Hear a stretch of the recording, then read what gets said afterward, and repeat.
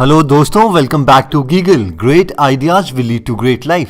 दोस्तों, आज हम बात करेंगे टाइम टेबल के बारे में और टाइम टेबल हमें कैसे बनाना चाहिए। दोस्तों, ये वीडियो बनाने से पहले हमने IAS, IITs, IIMs और एम्स के टॉपर्स के इंटरव्यूज पढ़े और ये जानने की कोशिश करी कि इन सब में ऐसी कौन सी कॉमन क्वालिटीज हैं, कॉमन ट्रेट्स हैं जिससे ये लोग सक्सेसफुल रहे। और साथ में मेरा खुद का एक्सपीरियंस जिसकी वजह से मैं 50% से 99.45 परसेंटाइल तक अचीव कर पाया। तो चलिए स्टार्ट करते हैं। तो सबसे पहले हम स्टार्ट करते हैं कि हमें टाइम टेबल की जरूरत है क्यों। दोस्तों, हम टाइम टेबल इसलिए बनाते हैं ताकि हम अपने गोल्स, अपने टारगेट्स की तरफ एक नजर रख सकें, एक ट्रैक रख सकें। यानी ताकि आप अपनी लाइफ को जूम आउट करके, अपनी लाइफ में से बाहर निकल के ये देख सको कि जो भी एक्शंस आप ले रहे हो क्या वो आपको आपके टारगेट तक पहुंचाएगा भी या नहीं। आप इसको इमेजिन कर सकते हो एक GPS की तरह कि अगर आप एक टाइम टेबल बनाते हो तो आप एक ट्रैक रख सकते हो कि इतने टाइम पे अगर आप इतनी स्पीड से चलो तो आप इस टारगेट पे पहुंच जाओगे। और बिना टाइम टेबल के आप बस चली जा रहे हो, बिना ये जाने के लिए कि आपको ये रास्ता पहुंचाएगा कहाँ। तो ऑब्वियसली टाइम टेबल बनाना तो बहुत ज्यादा इंपॉर्टेंट है। लेकिन अब नेक्स्ट क्वेश्चन ये आता है कि हमें टाइम टेबल बनाने से पहले किन बातों का ध्यान रखना चाहिए। सबसे पहले आपके दिमाग में दो सबसे ज्यादा इंपॉर्टेंट चीजें होनी चाहिए, long term goals and short term goals. अब लॉन्ग टर्म आपके ऊपर डिपेंड करता है कि आप कितनी बड़ी विजन रख सकते हैं, कितनी दूर का सोच सकते हैं। लेकिन एज ए स्टूडेंट कम से कम आपको 1 साल का लॉन्ग टर्म गोल तो रखना ही चाहिए। तो सबसे पहले आप डिसाइड करेंगे कि आपका टारगेट क्या है, यानी इस साल आप कितने % अचीव करना चाहते हैं। मान लीजिए आपका टारगेट है कि आपको इस साल 90% अचीव करने हैं, तो ये आपका एक लॉन्ग टर्म गोल आ गया, जिसका मतलब ये है कि आपको अपने हर सेशन में, हाफ ईयरली या फिर जितने भी आपके एग्जाम्स होते हैं मेन फाइनल एग्जाम से पहले, हर एग्जाम में आपको एटलीस्ट 90 to 93% के आसपास अचीव करने ही होंगे, क्योंकि ये चांसेस हमेशा रहते हैं कि आप अपना गोल से थोड़ा सा पीछे रह जाएं। तो आपको हमेशा थोड़ा ज्यादा एक्सपेक्ट करके उसके अकॉर्डिंग मेहनत करनी है। अब अगर एज अ होल आपको 90% अचीव करने हैं तो आपके दिमाग में होना चाहिए कि कितनी जल्दी आपको सिलेबस खत्म करना पड़ेगा और कितनी रिविजन्स रिक्वायर्ड है आपके खुद के दिमाग के अकॉर्डिंग। मान लेते हैं कि आपको 1 बार सिलेबस और 2 बार रिविजन करनी होगी इस टारगेट को अचीव करने के लिए। तो आपको ये डिसाइड करना पड़ेगा कि किस मंथ तक आपका पहली बार सिलेबस खत्म हो जाना चाहिए। उसके अकॉर्डिंग आप सेट करेंगे अपना 1 मंथ गोल, यानी इस महीने तक आपका कितना पोर्शन सिलेबस के अकॉर्डिंग खत्म हो जाना चाहिए। और फिर आएगा आपका वीकली गोल, यानी इस हफ्ते तक आपका कितना पोर्शन सिलेबस का खत्म होना चाहिए। और फाइनली आता है डेली गोल, यानी आज आपका कितना पोर्शन सिलेबस का खत्म होना चाहिए, क्योंकि आपके पास हमेशा आज ही है, ना कभी कल था और ना कभी कल आएगा। तो आज जो आप सिलेबस खत्म करते हैं उसके अकॉर्डिंग आपका वीकली गोल अचीव होना चाहिए, और उस वीकली गोल के अकॉर्डिंग आपका मंथली गोल और फाइनली आपका एनुअल गोल अचीव होना चाहिए। यानी एक दिन पहले रात को आपके दिमाग में ये होना चाहिए कि आपको कल कौन सा टारगेट अचीव करना चाहिए, और थ्रू आउट डे आपके दिमाग में ये प्रोसेस चलता रहना चाहिए। अब फाइनली ये सब डिसाइड करने के बाद आता है कि हम टाइम टेबल कैसे बनाएं। तो दोस्तों, हर टॉपर की स्ट्रेटेजी और टाइम टेबल रिव्यू करने के बाद हमें ये 3 एलिमेंट हर टॉपर में कॉमन मिले, और वो है sleep, stress buster and slots of time. दोस्तों, स्लीप एक बहुत बड़ा इंपॉर्टेंट फैक्टर है। इसको आप इमेजिन कर सकते हो एक मोबाइल चार्जिंग के साथ। जब जब आप सोते हो आप चार्ज्ड हो जाते हो, और उस फ्रेशनेस के बाद जो आप स्टडी करते हो वो सबसे ज्यादा साइंटिफिकली इफेक्टिव स्टडी है।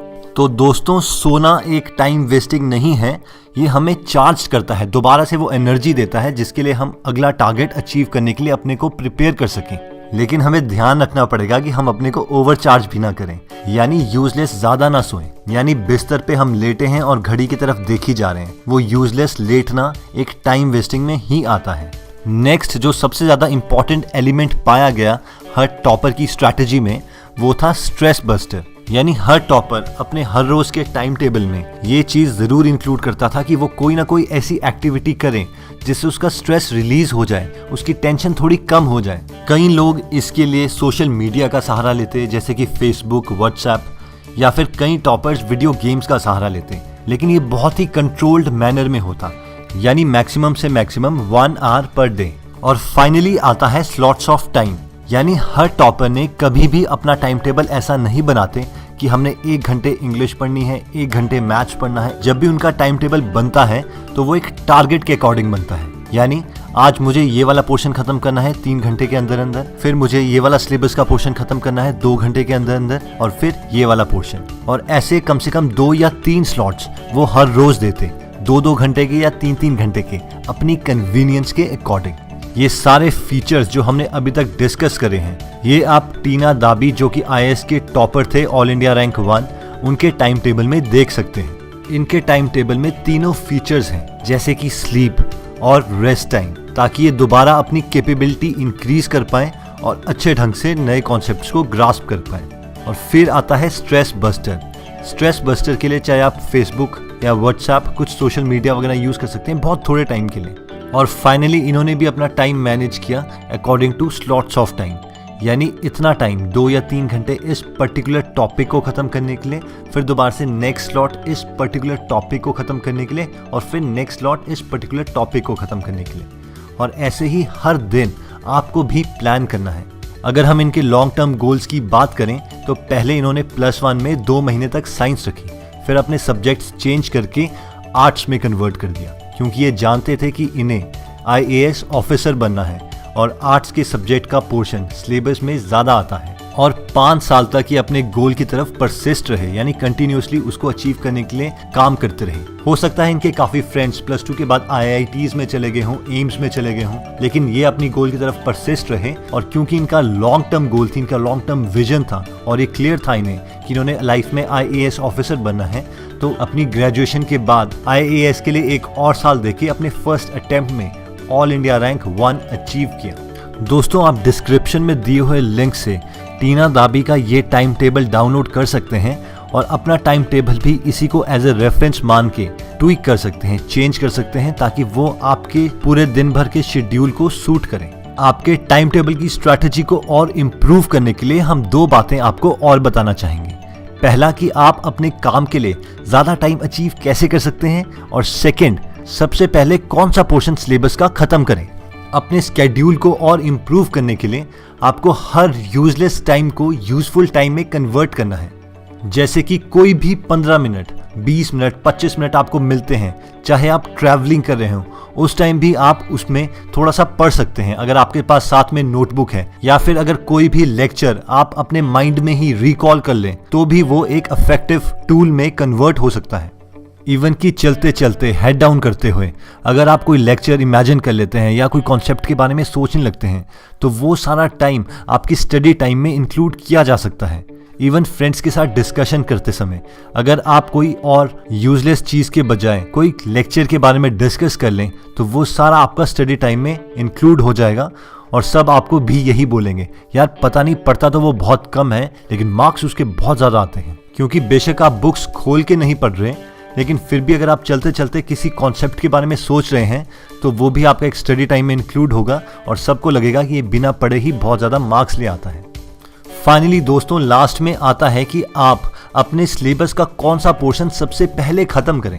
तो जब भी आप कोई नया चैप्टर स्टार्ट करें तो लास्ट 10 ईयर्स के पेपर को एक बार स्किम कर लें, यानी एक बार देख लें कि कौन कौन से क्वेश्चंस उस चैप्टर से पूछे गए हैं। इससे आपको एक आइडिया आ जाता है कि कौन सा कॉन्सेप्ट ज़्यादा इंपॉर्टेंट है, और एक विजन बन जाती है उस चैप्टर को कंडेंस करने के लिए, छोटा बनाने के लिए अपने दिमाग में, कि इसमें टोटल इतने कॉन्सेप्ट्स हैं और ये वाले कॉन्सेप्ट्स ज़्यादा इंपॉर्टेंट हैं। एक बार आपके दिमाग में वो इमेज बन गई तो उन कॉन्सेप्ट्स को आप सबसे पहले ख़त्म करें और उसके बाद बाकी कॉन्सेप्ट्स को, क्योंकि ये बहुत ज़्यादा इंपॉर्टेंट है कि आप अपने दिमाग में स्टडी को डोमिनेट करें, यानी स्टडी को छोटा समझें, ना कि स्टडी आपके ऊपर हावी हो जाए।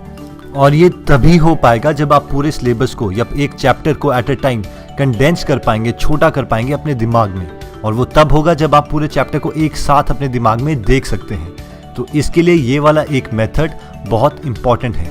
फाइनली दोस्तों, ये सब डिपेंड करता है आपके दिमाग के ऊपर कि आपके लिए कौन सा मेथड सबसे ज़्यादा अच्छा है, कौन सा टाइम सबसे ठीक है पढ़ने के लिए, क्योंकि आप ही अपने को सबसे अच्छा जानते हैं। तो किसी भी चीज़ को, किसी भी टाइम टेबल को, चाहे वो IAS टॉपर का हो चाहे IIT टॉपर का, कोई भी पत्थर पे लिखी हुई लकीर नहीं है। आपके लिए जो आपका सबसे बेस्ट वे है उस चीज को अप्लाई कीजिए और उस टाइम टेबल को हर बार मॉडिफाई करने की कोशिश करें, इंप्रूव करने की कोशिश करें। चलिए दोस्तों, अगर आपको हमारा ये वीडियो पसंद आया तो आप इसको लाइक कर सकते हैं। अगर आपको लगता है कि आपके किसी फ्रेंड या फैमिली मेंबर के ये वीडियो काम आ सकती है तो आप उनके साथ ये वीडियो शेयर कर सकते हैं। अगर किसी टॉपिक पे आप चाहते हैं कि हम वीडियो बनाएं तो आप कमेंट में लिख सकते हैं, क्योंकि हम हर कमेंट पढ़ते हैं। अगर आप बहुत इंटरेस्टिंग आर्टिकल्स पढ़ना चाहते हैं और फ्री पीडीएफ लेना चाहते हैं तो आप हमारी वेबसाइट पे भी जा सकते हैं www.greatideasgreatlife.com। आप हमारे साथ फेसबुक पर भी जुड़ सकते हैं, facebook.com/greatideasgreatlife। फेसबुक में हम आपके साथ पर्सनल मैसेजेस भी शेयर करते हैं और आपका पूरा दिन चार्ज रहे इसके लिए हम हर रोज एक नई कोटेशन भी अपलोड करते हैं और अपनी सारी वीडियोस भी फेसबुक में डालते हैं। चलिए दोस्तों, अगर आप हमारी कोई वीडियो मिस नहीं करना चाहते तो इस चैनल को जरूर सब्सक्राइब कीजिए, क्योंकि हर हफ्ते हम ऐसे ही इंटरेस्टिंग और नॉलेजेबल वीडियोस आपके लिए लाते रहेंगे। चलिए दोस्तों, अगर आप हमारी कोई वीडियो मिस नहीं करना चाहते तो आप हमारे चैनल पर जाके यहाँ पे बेल वाले बटन को क्लिक कर सकते हैं। इससे जब भी हम कोई नई वीडियो पोस्ट करेंगे तो आपको नोटिफिकेशन आ जाएगी।